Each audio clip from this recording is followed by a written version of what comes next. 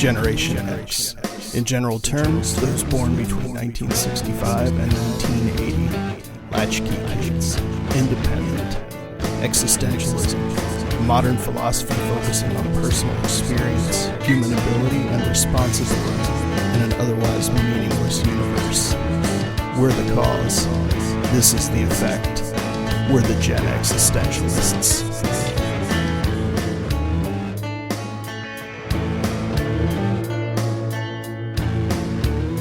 Welcome in, my friends, to another edition of the Gen Existentialists. My name is Scott. And I'm Bunny. And we are here to pontificate for the next 20 minutes or so about all manner of things from a Gen X perspective. How you feeling today, Bunny? Feeling pretty good. I'm glad to be back in the studio. Glad the crappy audio is having a pause. I'm going to miss the train sounds, though. I really I don't.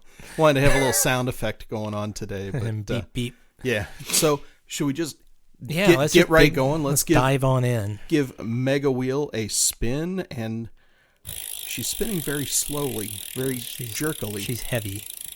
Well, I think it may be my internet connection, maybe. Oh, so for anyone wondering, obviously, in case you didn't know, MegaWheel is actually a big website. Yeah. And, she can't be contained in corporeal form. No, too much. Okay, we've got our first question. Mm-hmm. What do you think is the key to living a fulfilling and meaningful life? Oh, man. What a day to ask me that. Yeah, it's perfect. Whenever we get together in the studio, folks, there's always a pre-show discussion. And today, let's just say that this question just falls perfectly and gracefully, like an angel falling out of heaven and hitting the ground at 3,000 miles per hour, kersplat, feathers everywhere. The sound of trumpets and horns blaring and bleating. So, please, your answer, sir. I think it's going to come back to time management and love, I think, are what you need to make a fulfilling life. Now, you may not find that perfect love in your life, so that's why I include time management in there. The one thing that you can control for yourself is how you use your time. And I think if you are good at time management, you will find that you have a lot more time to spend on yourself. And that can be working out, reading books, jerking off, playing, going outside, driving around, doing whatever it is that moves you. So, and I think that's really the goal of life. You're here to love and enjoy yourself. You're not here to work for someone else. You're not here to, bang away at the rocks like your caveman ancestors did. Yeah. You're here to enjoy yourself. So enjoy yourself. Yeah, we're alive now for the most part. Many of us, at least probably in our target audience. You don't want to live to work. You work to live so that you can do the things you love. It's something we were talking about earlier. I had started a podcast about safety, and I've kind of let it fall by the wayside because safety is what I do for a job. It is my career, my current profession, and I don't want to do that on my downtime. My downtime is for me. It's music, it's writing, it's doing this podcast.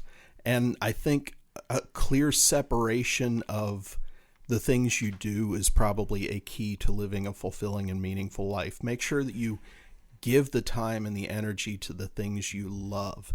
And that doesn't mean I don't love my career. Doesn't mean I don't love my profession. But here come the qualifiers. Well, it is a career. Yeah, I know. It's what I do. I'm just giving you a hard time. It's what I do to make money. Yeah. It's what I do to put food on the table. It's a subtle distinction. I get that, and I'm trying not to throw qualifiers in there, but there is a difference. And what I found was, after a 10-hour day at work, coming home and doing a podcast, sitting here and writing it and recording it about the same stuff I just got done doing, it was a lot. I wanted to do something else. And so I did. So I think making sure that you're spending your time on things that fulfill you and make your life meaningful. Does that make sense? Or is that too vague for the question? Well, hey, I mean, if you're ever in doubt, consult Zorba the Greek. Zorba the Greek. There's a guy who had it all figured out. Who was Zorba the Greek? Zorba the Greek is a man who said that life without a little madness is not worth living. That fair point. Absolutely. He lived life to the fullest. He danced, he sang, he drank, he ate. He lived a sort of a bacchanalian style life, but he was, very kind and enjoyed his family. Yeah. And all that jazz. So it's a good thing.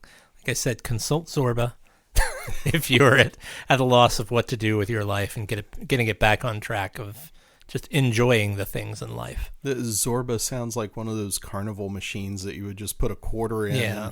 and get those shiny lights and a ticket out that says, "Live life to the fullest." That's right. That's not advice. That doesn't help me a bit. There's lots of Screw you, vagaries in Zorba. life. So we will give MegaWheel and Magnificent another spin, I think. Yeah, I'm going to have to back out of this and pull it back up. It's being very jerky today. Well, Meg's trudging. Okay. Next question. Have you ever shoplifted anything? Shoplifted anything? Yes. Really? Yes, when I was in Pittsburgh ages and ages ago, nobody in my flat could afford aspirin, and we were all sick as dogs. Yeah. So one of the guys that I roomed with went and distracted the person at the deli counter, which was covered in flies, by the way. Giant Eagle, I'm looking at you, and I swiped a bottle of aspirin. Was it at least name brand? Was it Bear aspirin? No, it was Giant Eagle brand. Giant Eagle aspirin, just so we could have aspirin because we were all suffering miserably. So I will take that one. That is my sin. I am a dirty thief. I stole a bottle of aspirin when I was 19. So there we are. When the black vans come to take me away. Yeah, you admitted to this. Mm-hmm. My answer is a simple no. I've never. He's such a paladin. See, this guy, he tries to be this hard ass. Like, look how anti-hero I am. He's not. He's the biggest paladin class there ever was. It just I never did. Now, do I know people who did? Besides you, I never knew that story. Well, there you go. Do I know people? Yes, actually, one of them was a good friend of ours in high school. I remember that. And we're not going to name names, but here's the tale. No, he's like a VP of some corporation now. So let that sink in for a minute. I was working at Record Alley one day. He came in and asked me who my favorite baseball player was. Well, it was Will Clark. He disappears. Little did I know he was going down to the department store on the other end of the shopping plaza, and he literally came back in with his jean jacket kind of bulging out.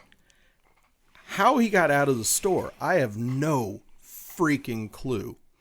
Opens his jacket up and dumps starting lineup figures out on the counter. I'm just like, dude, you can't do that. And he's sifting through them like, there's Will Clark. I'm like, this guy, what am I supposed to do with this?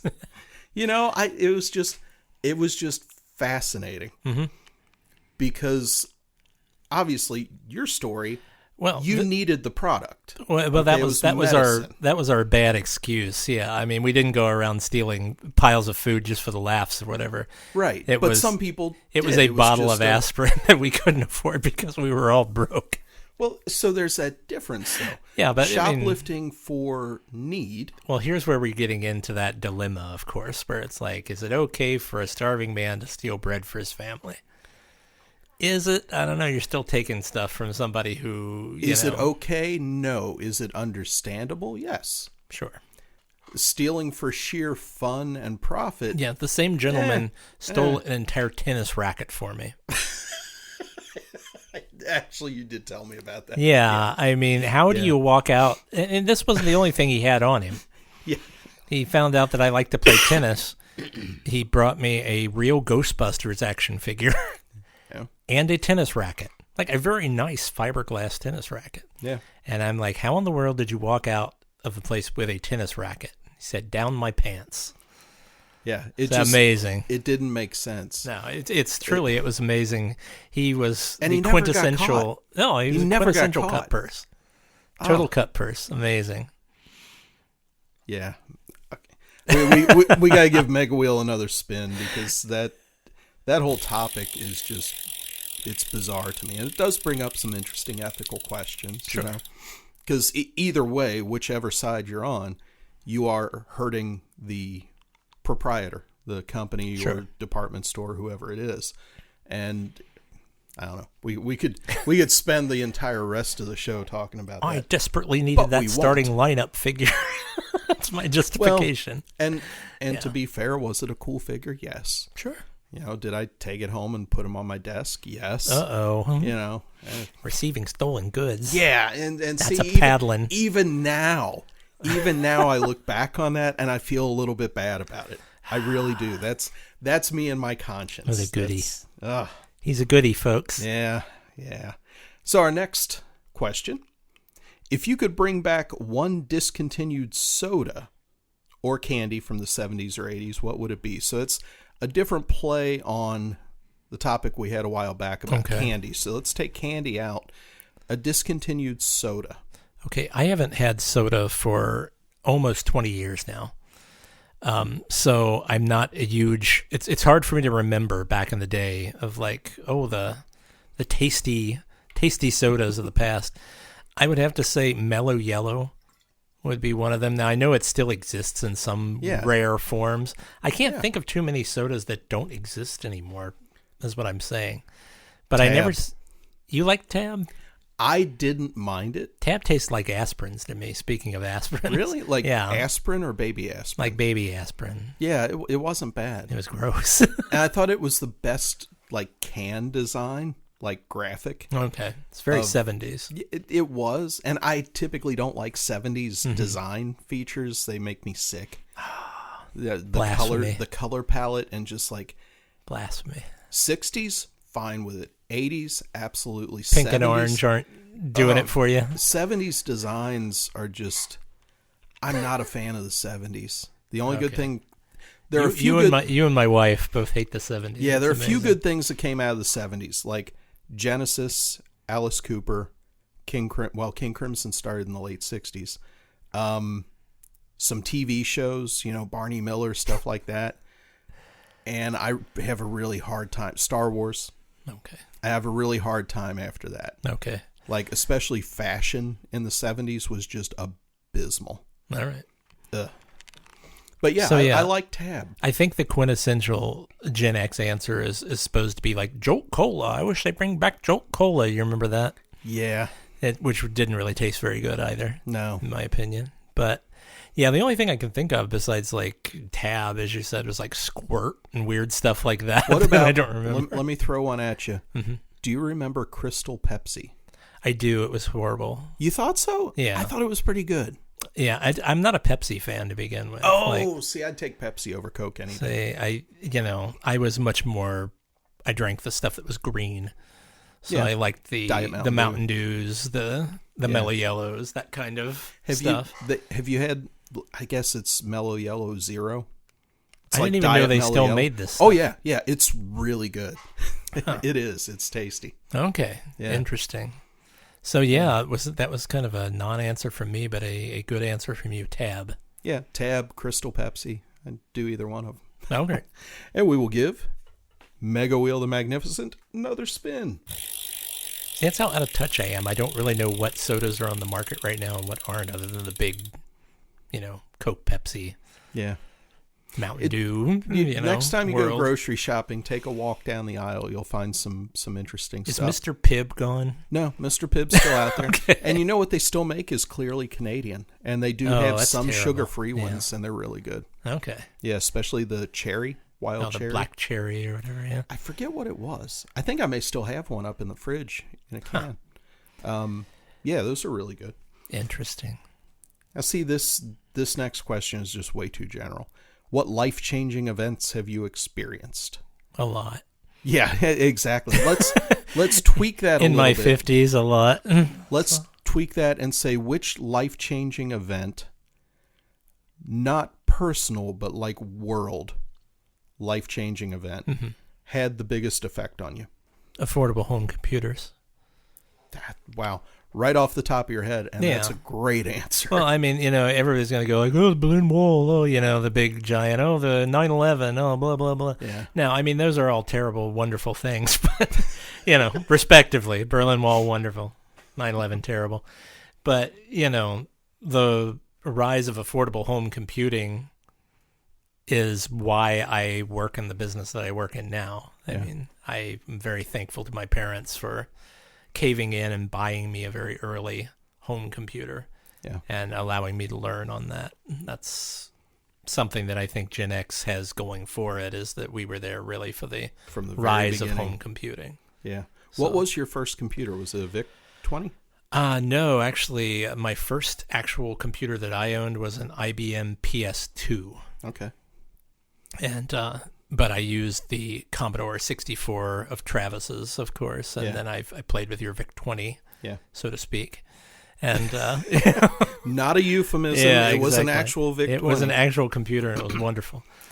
But I never owned one up until that point, until the IBM PS2. Yeah. So see, when my grandfather retired from the police force, he had about a year or two of just hanging out, and then he got into personal computers. Mm-hmm. And for the rest of his life, he was one of those guys that subscribed to the Commodore magazine that would come every month and have just pages and pages of programs. And he would sit there, type them all in, make the program run, and then go back into the code and shift the colors and do different things to it, and just really got into it. And we had a blast for a few summers. I would go over there a couple times a week, and we would just sit up there and play games and goof around and stuff. And he got me my first one. It was a Tandy MC-10. Oh, wow. That the selling point, and this was really cool, was it had a button. It wasn't just a shift button. It was a different button. And all of the letters on the keyboard had a different basic command above them. So you didn't have to type go to or go sub. You could hit that button and hit J, and it automatically put go sub, and then you just continued coding. And it had no memory at first.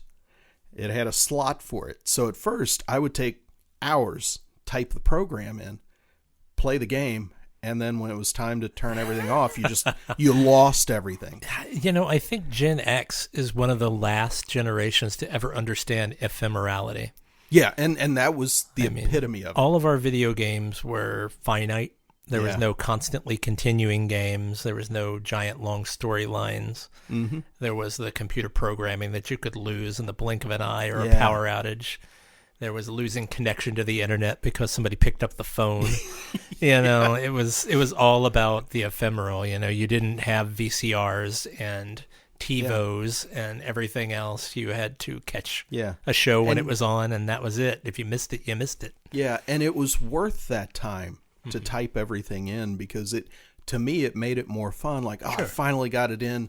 Okay, take a break, go get a drink, come back. Now we're going to play the game. Don't touch the keyboard. Yeah, but I think for my next birthday, my grandfather got me the memory cartridge that plugged into the back of the MC-10. Nice. So I had that for a while, so I could save things. And then I got the VIC-20, and then a 64, and then a 128, and that kind of leads into, after a little while, modern computing. So my answer to the question, I'm just going to kind of piggyback on yours. Mine would be the internet. Sure. Because I remember when you had to go to an encyclopedia or the library to look something up, and you had actual trusted, verified, peer-reviewed news and stuff like that. Do you remember the scant time before the internet really became a popular thing, where they used to sell you the Encyclopedia Britannica CD-ROM? Yes. That had video of animals and goofy crap like that, and you could look stuff up. And those were the cool things, where one of the entries had a short video. Yeah. Everyone you saw, you played it just to see what. And the video was abysmal, but it was great by today's standards. Sure. But the ephemerality of those original programs and stuff.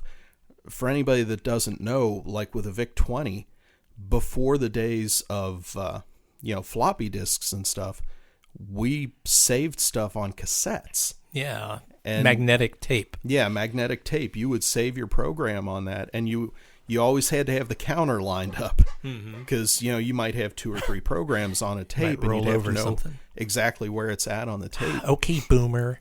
I can hear all the listeners out there saying that. Gen X, baby. Yeah. Gen X. We're the ones that started it all. Okay. We at least benefited from it. Yeah. Yeah. But, and that led into, like you said, you'd have to give up your games and turn them off. But then you started getting games like Oregon Trail, Load Runner, stuff like that did have stories. Mm-hmm. And they did continue through levels. And to have been there when stuff like that was brand new and see gaming today, it's just fascinating. And I think the perspective that you have, if you're of our age and our generation, I would hope that younger folks today can maybe look back and look back with appreciation on how far things have come in such a short time. Because really, it's in the blink of an eye from a historical perspective. Sure. So I think that's really worth a look back if you're of a mind to. Cast an eye back. Want to do one more spin on the wheel for this one? Of course. We'll give her one more spin to wrap up this edition of the Gen Existentialists. Kind of a heartfelt, emotional version of the show today. Yeah, lots of thievery. And shenanigans and sins. Okay, so our final question for the day. Mm-hmm. Why do you and your best friend get along so well? I have no idea. This question don't make no sense. Oh, my God.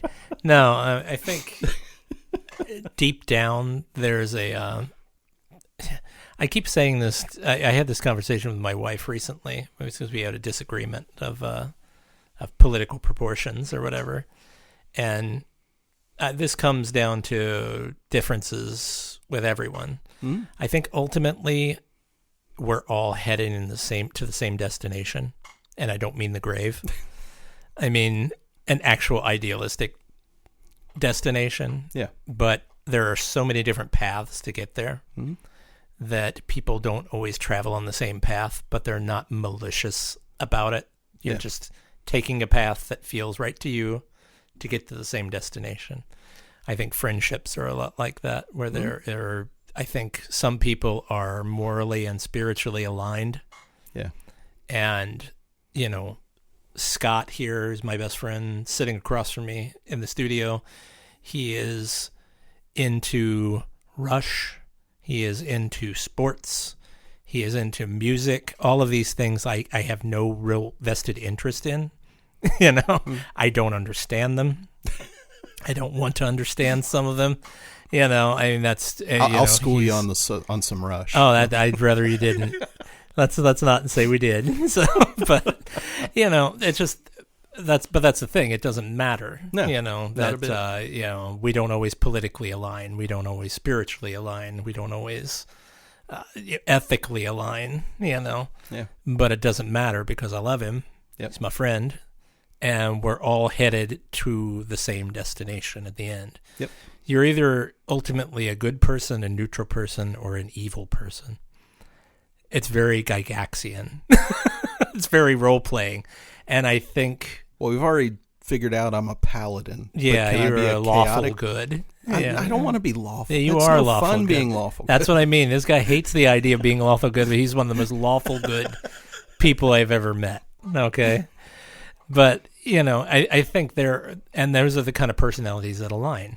I mean, if you're of the same alignment, you will find common ground with people. Yeah. And I have known Scott since 5th grade. Yep.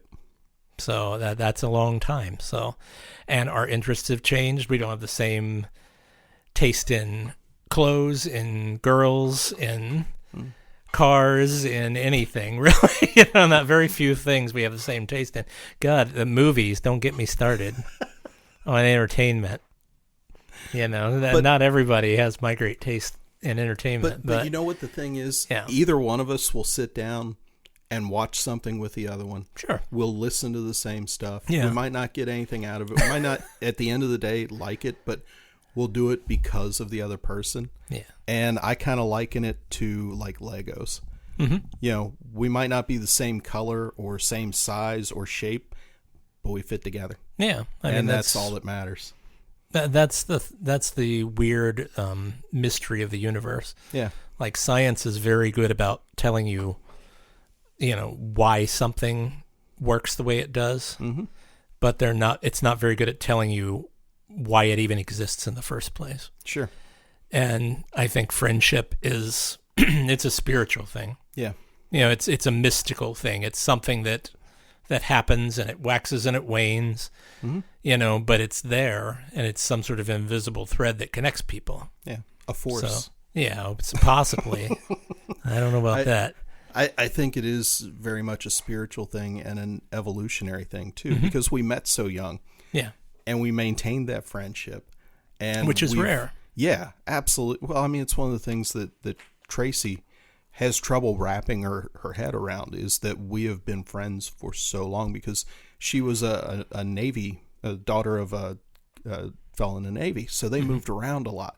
So forming those friendships was kind of tough for her. So for us to have known each other that long, and pulling in Tim too, who we met as freshmen, it's just it's a foreign concept to a lot of people. But I wouldn't trade it for the world. No, neither would I. And that's the weird thing, is that you have to realize that friendships, they come and go. They're like seasons. Yeah. There are some people that you are not going to be friends with your entire life. Yeah. And that's okay, because everyone is there when you need them. Yep. So if you have someone in your life that's been there for more than 5 years, count yourself lucky. Yeah, that's an amazing treasure. Yeah. Right there. And it only gets richer from there. The older it is, the more rarefied the more stories you've got. Exactly. The more blackmail you got on each other. Yeah, exactly. So that's everyone's task here as we end this version of the Gen Existentialists, is whoever your best friend is, or your most long-standing friend, give them a call, shoot them an email, and just tell them thanks and wish them the best from us. Haha. And with that, we will call it a day here on the Gen Existentialists. My name is Scott. And I'm Bunny. We'll catch you next time. Have a good one.